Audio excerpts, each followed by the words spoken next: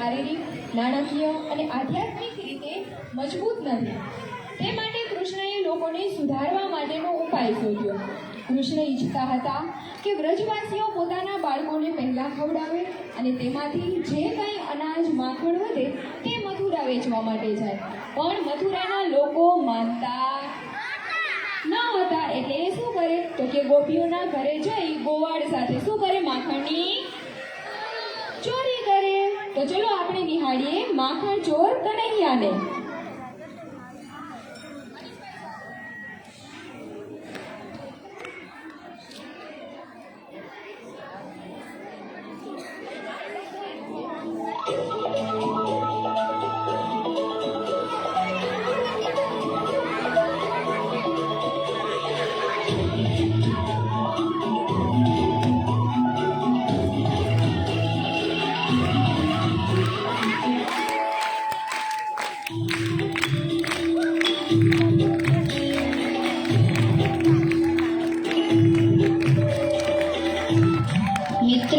મને તો ખૂબ જ ભૂખ લાગી છે.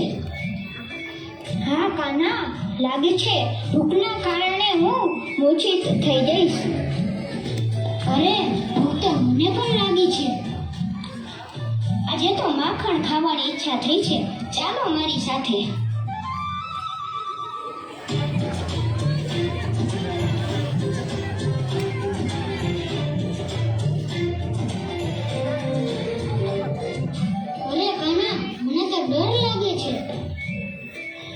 અરે, તેમાં ડરવાનું શું હોય?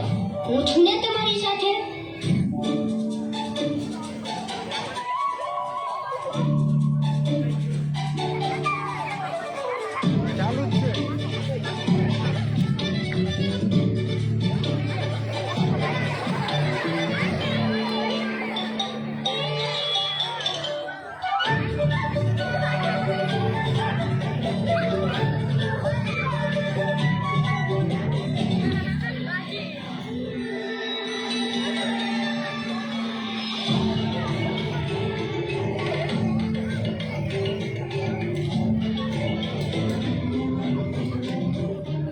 આજે તો ચોર પકડાઈ ગયો.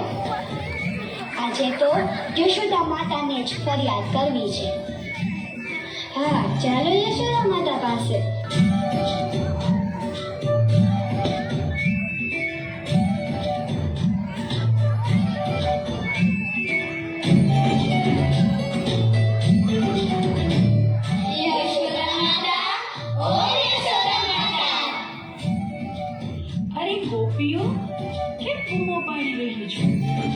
આ તમારા માખણ ચોર કનૈયાને જુઓ. માખણ ચોર? હા, માખણ ચોર બધાના ઘરેથી માખણ ચોરીને ખાય છે. બને જ નહીં. મારો લાલ એવું કરે જ નહીં. હજી તો અમે તેને તેના મિત્રો સાથે પકડ્યો છે. તેના મુખ પર હજી પણ માખણ લાગ્યું છે. જુઓ. કાન્હા, સાચું બોલજે હો. તે માખણ ચોર્યું છે? નહીં મૈયા, મેં માખણ નથી ખાધું. તો તારા મુખ ઉપર આ શું લાગ્યું છે? 4C વિદ્યાર્થીઓ આવી જશે. ધોરણ 4C ઝડપથી.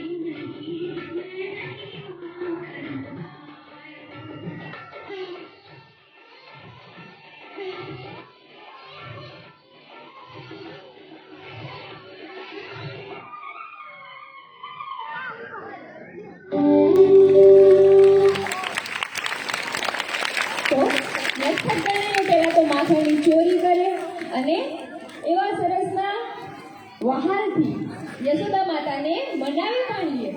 કેમ કે ગમે એવા યશોદા માતા રીસાણા હોય પણ કૃષ્ણ કનૈયા એવા નટખટ હતા કે તે માની જ જાય. તો ત્યારબાદ હવે મટકી ફોડ. મૈયા યશોદાને ખૂબ પજવતો, હેરાન કરતા ને આખા ગામની ફરિયાદ આવે કે તમારો કાનો આમ કરે છે, તમારો કાનો તેમ કરે છે. તો યશોદા માતાને ખૂબ પજવતો, ગોપીઓના માખણની મટકી ફોડી તેમને ખૂબ સતાવતો. નટખટ નખરાળો એ કામણગારો કાનુડો. તો ચલો એ મટકી ફોડ કાનુડાને જોઈએ આપણે.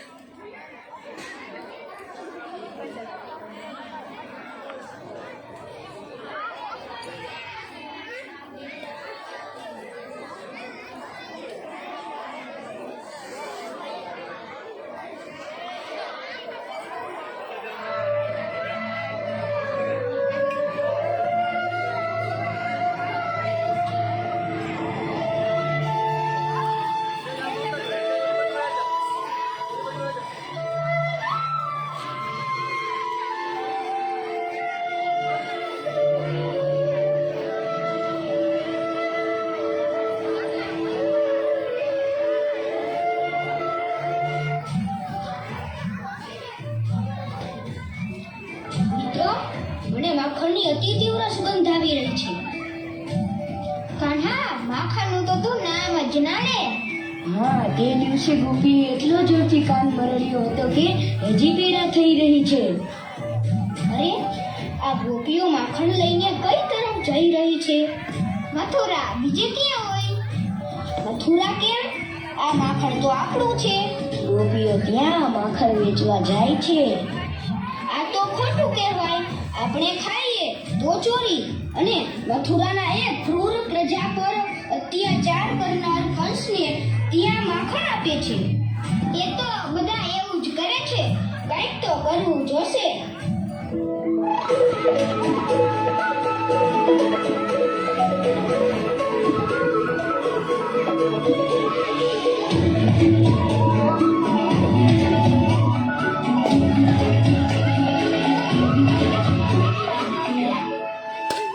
આજે તો અમે તને નહીં છોડીએ.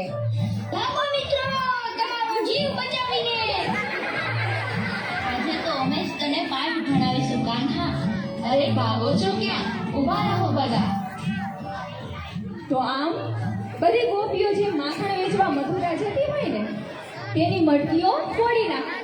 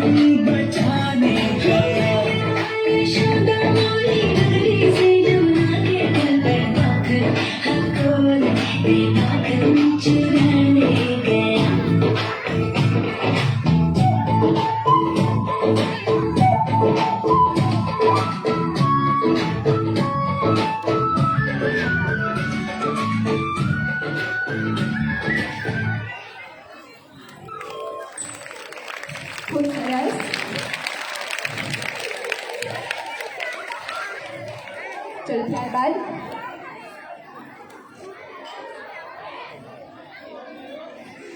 ધરે માથે મોર પીંછને હાથમાં રાખી વાંસળી. કૃષ્ણને મોરપંખ ખૂબ જ પ્રિય હતું, તમે જોયું હશે છે ને? તો ધરે માથે મોર પીંછને હાથમાં રાખી વાંસળી, માખણનો તે ચોર ને પાછું કહેવાય ગોવર્ધન ધારી. તો ગોવર્ધન લીલા લઈને આવશે કૃષ્ણ કનૈયા ગોવર્ધન ધારી.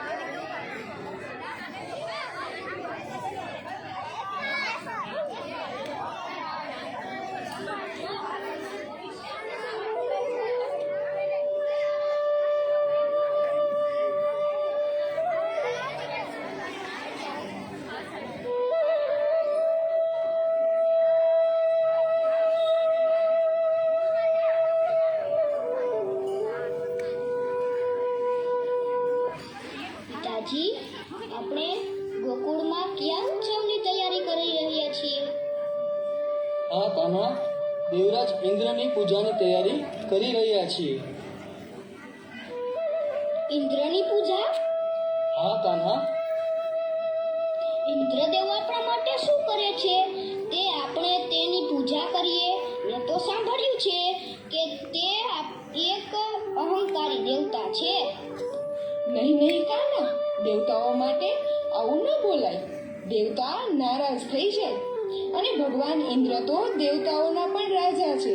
તે મેઘ રાજાના સ્વામી છે, જે મેઘ એટલે કે વરસાદ લાવે છે, જેનાથી અન્ન ઉત્પન્ન થાય છે અને આપણું જીવન નિર્વાહ ચાલે છે.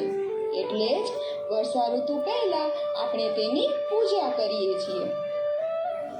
અને આપણે તેની પૂજા ન કરીએ તો ઇન્દ્ર ક્રોધિત થઈ જશે. જે આટલા નિર્દય છે તેને ભગવાન કેવી રીતે કહેવાય?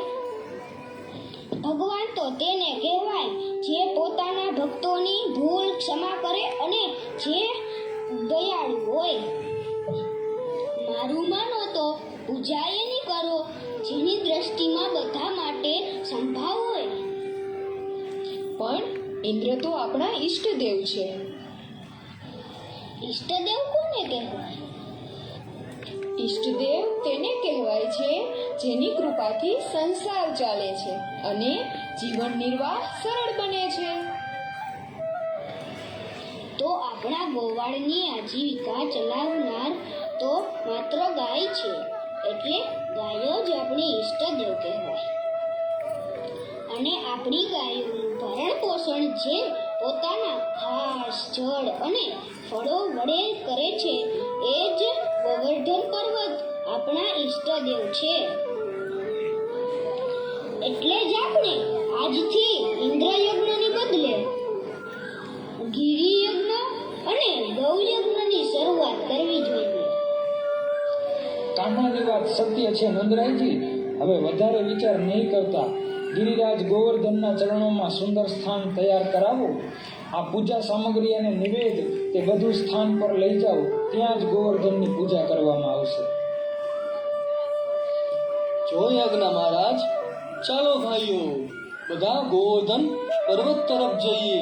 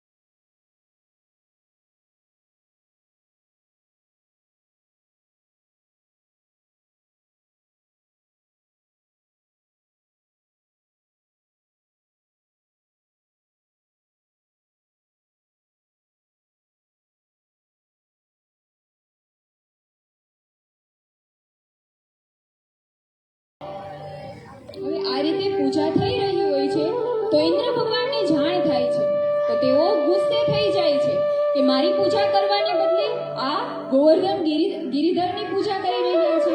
તો તે મેઘરાજાને આદેશ આપે છે કે ગોકુળ ઉપર મુશળધાર વરસાદ વરસાવો, અને ગોકુળ ઉપર સતત વરસાદ થાય છે.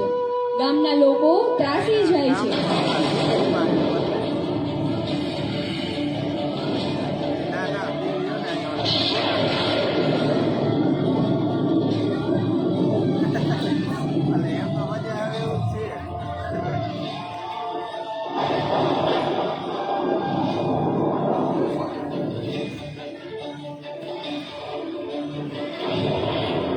ગોકુળના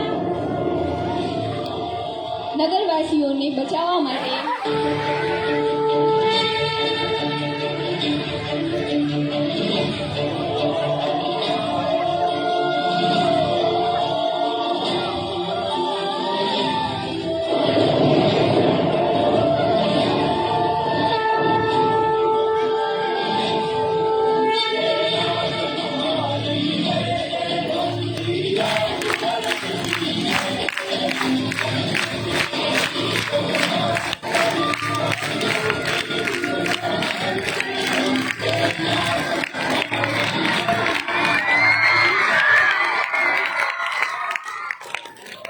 તો આમ ગોકુળના લોકોને બચાવવા માટે આખો પર્વત પોતાની ટચલી આંગળી ઉપર ઉપાડી લે છે.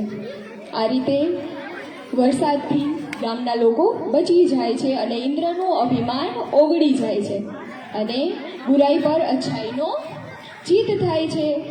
ત્યારબાદ હવે કૃષ્ણ લીલાની વાત કરીએ.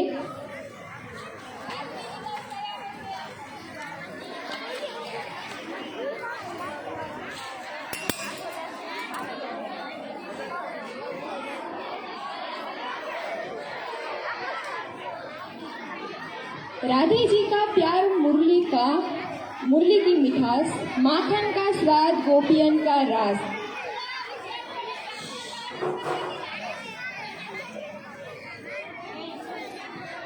इनसे मिलकर बनता है राधा कृष्ण का महारास. तो આવો સુંદર મહારાસ તો બધાને જોવો ગમે, તો તમારે જોવો છે. રાધા કૃષ્ણની સાથે ગોપીઓ પણ ગોકુળમાં વ્રજમાં રાસ રમી રહ્યા છે.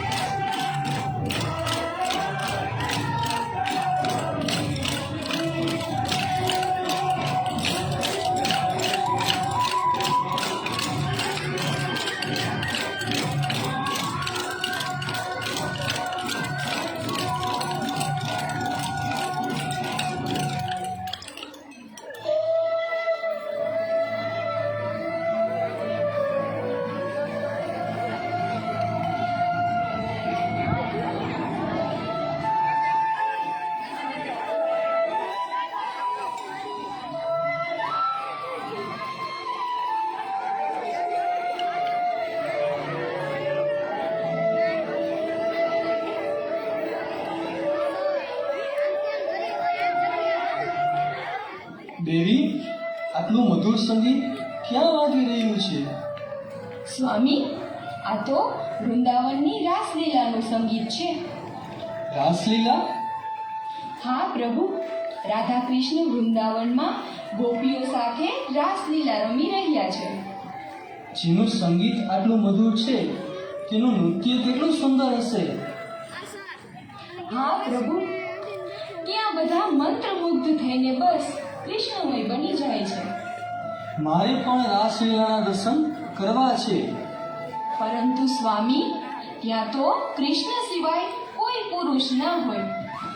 તો હું પણ તમારી સાથે સ્ત્રી સ્વરૂપ લઈને આવીશ. સજાવી દો મને પણ આજ, તો હું પણ વૃંદાવનની રાસલીલાના દર્શન કરીશ.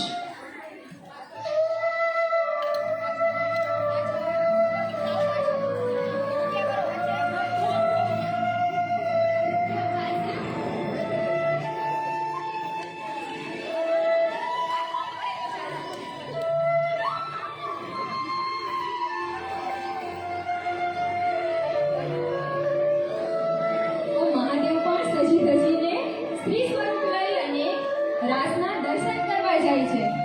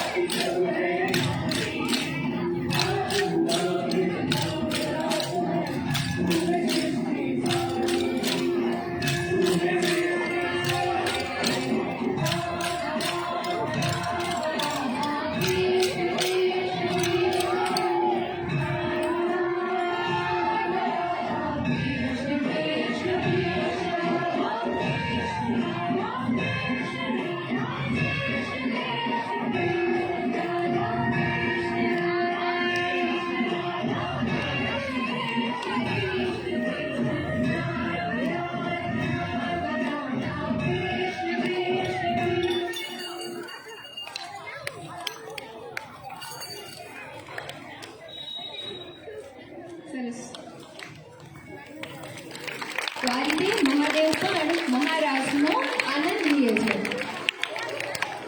ત્યારબાદ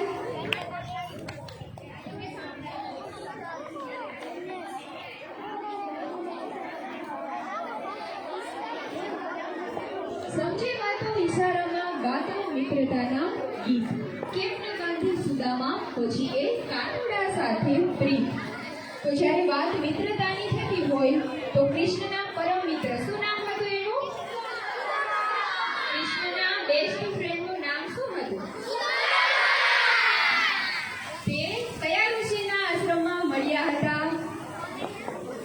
તમે કેમ નાનપણ સ્કૂલમાં ભણો છો એ રીતે પહેલા સ્કૂલ નહોતી, પહેલા આશ્રમ હતા. તો કયા ઋષિનો આશ્રમ હતો જ્યાં એ લોકો ભણવા ગયા હતા? કોઈને યાદ છે?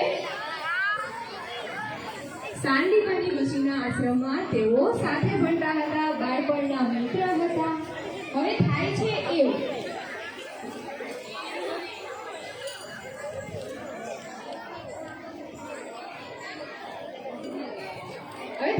એવું કે જે સુદામા છે તે બ્રાહ્મણ હોય છે, મોટા થાય છે પોતાના રસ્તે. હવે તમે અત્યારે સાથે છો, મોટા થઈને બધા સાથે હશો ના, બધા પોતપોતાની અલગ અલગ જગ્યાએ હશો. તો અલગ અલગ ધંધામાં રોકાયેલા હશો. ગર્લ્સ હોય તો એ અલગ નોકરી કરતી હોય, બોયઝ હોય તો એ અલગ ધંધામાં કે બિઝનેસમાં કે ગમે ત્યાં હોય. તો કૃષ્ણ અને સુદામા સાથે પણ એવું જ થાય છે. શું થાય છે? તો કે કૃષ્ણ બની જાય છે દ્વારકાધીશ, દ્વારિકાના રાજા. અને સુદામા છે એ ખૂબ જ દરિદ્ર છે. કેવા છે? ખૂબ જ ગરીબ છે. હવે ગરીબ છે પણ ઈમાનદાર છે. તેને એવું વ્રત હોય છે કે હું કોઈ પાસે માંગીશ નહીં. કોઈ પણ વ્યક્તિના હું દ્વારે જઈને ઊભો રહીશ, જો એ વ્યક્તિ મને આપશે તો હું લઈશ, બાકી હું ભિક્ષામ દેહી, આપણે બ્રાહ્મણ હોય તો આવીને માગે ને.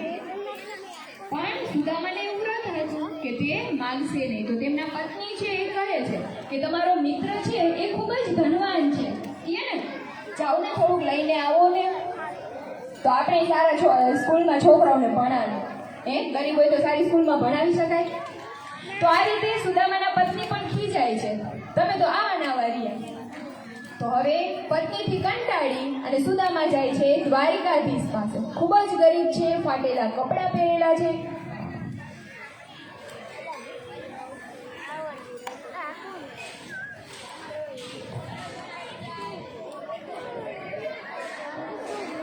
હવે પછીનું જે ચિત્ર છે એ છે સ્થળ છે દ્વારકાધીશનું.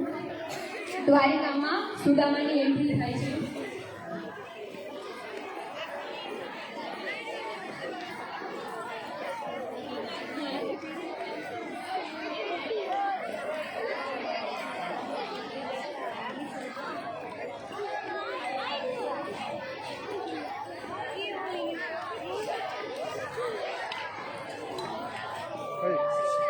તમને ઊભા થઈ ગયા થોડા પાછળ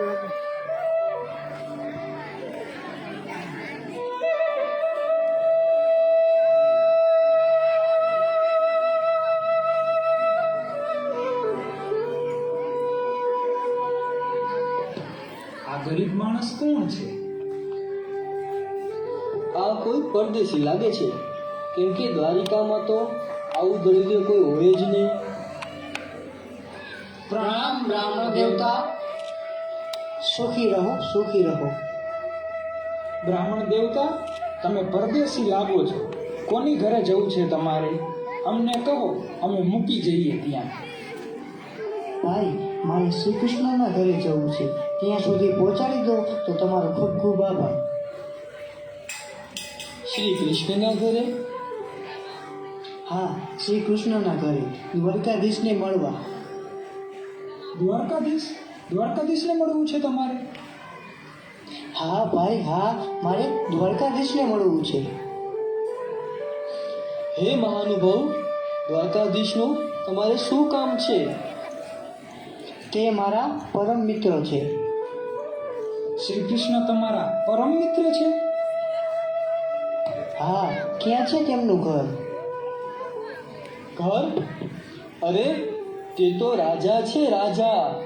રાજમહેલમાં રહે છે. આગળથી ડાબી બાજુ વળી જજો. ત્યાંથી જ તેમના મહેલનો મુખ્ય દ્વાર આવી જશે. ધન્યવાદ.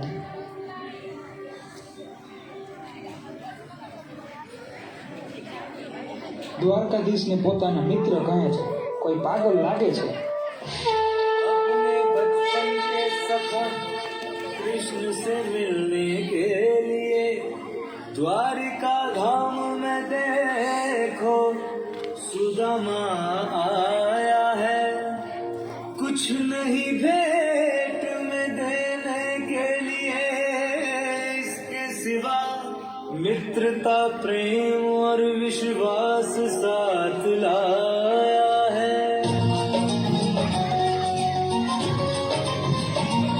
સાંભળો સૈનિક, દ્વારકાધીશનો મહેલ આ જ છે ને?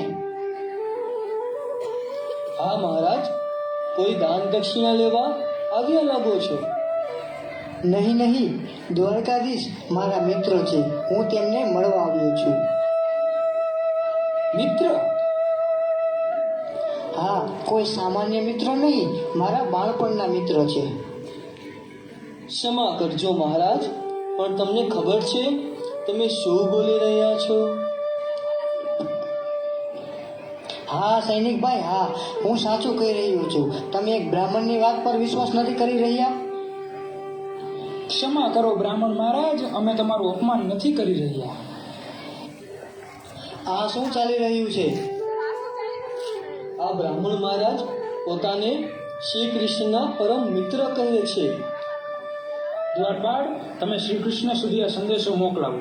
જો તેમની આજ્ઞા હોય તો સન્માન સાથે બ્રાહ્મણ મહારાજને અંદર લઈ જજો. ધન્યવાદ. તમે રાહ જુઓ મહારાજ, હું તમારો સંદેશો શ્રી કૃષ્ણ સુધી પહોંચાડું છું. ધન્યવાદ. द्वारिकापति को ये जाकर बता दो किधर पे तुम्हारे सुदामा खड़ा है. घर पे तुम्हारे सुदामा खड़ा है. घर पे तुम्हारे सुदामा खड़ा है. દ્વારકાધીશની જય હો. યાજ્ઞા હોય તો એક સંદેશ સંભળાવો. જી, શું સંદેશ છે દ્વારપાળ? પ્રભુ, દ્વાર પર કોઈ દરિદ્ર બ્રાહ્મણ આવ્યા છે, તમને મળવા માંગે છે. મને મળવા માટે બ્રાહ્મણ મહારાજે પરવાનગી લેવી પડે? કૃષ્ણના દ્વાર ઋષિઓ અને બ્રાહ્મણો માટે હંમેશાને ખુલ્લા જ હોય છે. ક્ષમા કરો પ્રભુ, પરંતુ તે ખૂબ જ ગરીબ દેખાઈ રહ્યા છે અને તે પોતાને તમારો મિત્ર કહી રહ્યા છે. મિત્ર? શું નામ છે તેમનું? સુદામા. તેમનું નામ સુદામા છે પ્રભુ. સુદામા? મારો મિત્ર સુદામા? ओ नयन से प्रभु के बहे अश्रुधारे. अश्रु से सखा के चरण वो पखारे. अश्रु से सखा के चरण वो पखारे.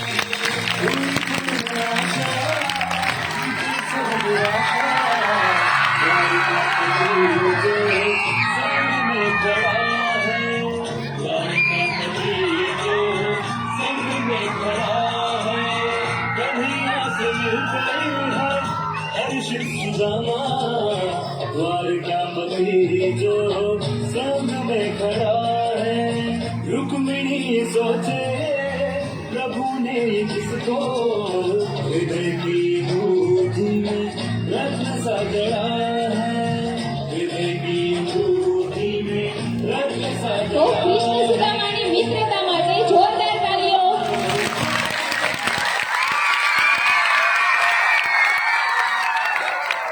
Hands up, hands on head, hands on shoulder, hands down. અદબ પાડેલી મોઢા પર આંગળી. ચલો, હવે શિક્ષક મિત્રો આવી જશે. હેલો. કેજીથી 7ના શિક્ષક મિત્રો બધા આવી જશે ડાન્સ કરવાનું. જોવો છો દીદીનો ડાન્સ? હાલો, એના ઉપર એક શાયરી સરસ મજાની છે કે ગોકુલ में जो करे निवास, गोकुल में जो करे निवास गोपियों संग में रचाए रास। देवकी यशोदा जानकी मैया ऐसे हमारे कृष्ण कन्हैया। बोलो कृष्ण भगवान की। नंद घेरा नंद भयो। હવે દીદી માટે જોરદાર આપણે તાળી પાડી.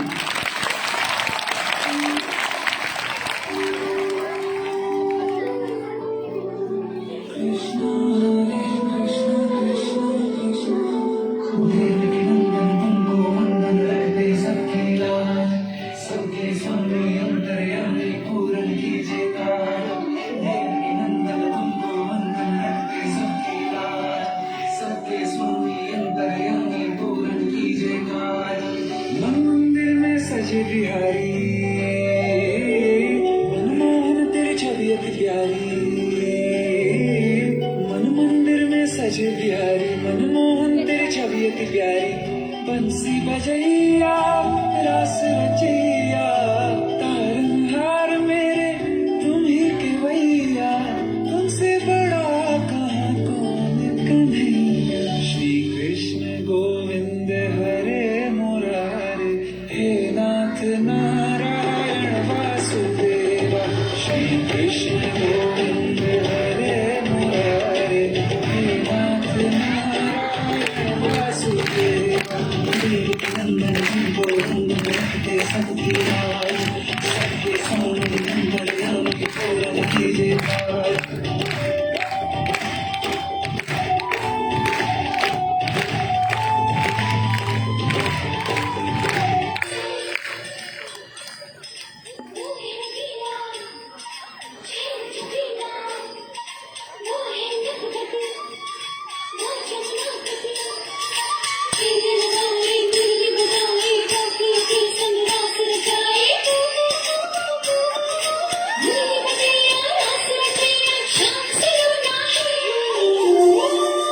जो है अलबेला मदनैनो वाला जिसकी दीवानी बिकती हर वाला वो किसना है वो किसना है वो किसना है वो किसना है।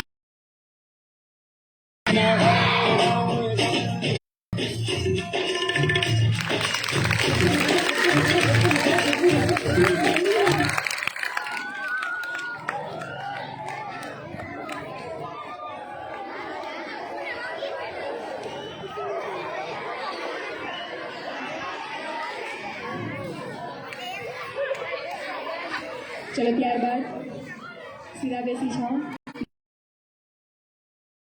का स्वाभिमान है, यही है गंगा, यही है हिमालय, यही हिंद की जान है। और 3 रंगों में रंगा हुआ ये अपना हिंदुस्तान है। तो જ્યારે વાત જન્માષ્ટમીની થતી હોય તે પહેલા આપણો રાષ્ટ્રીય તહેવાર આવી રહ્યો છે। રેડિયો में કંઈક આવી જતું. દેશભક્તિની લખું સરસ મજાનો ડાન્સ રજૂ કરવા આવી રહી છે ધોરણ 6 ની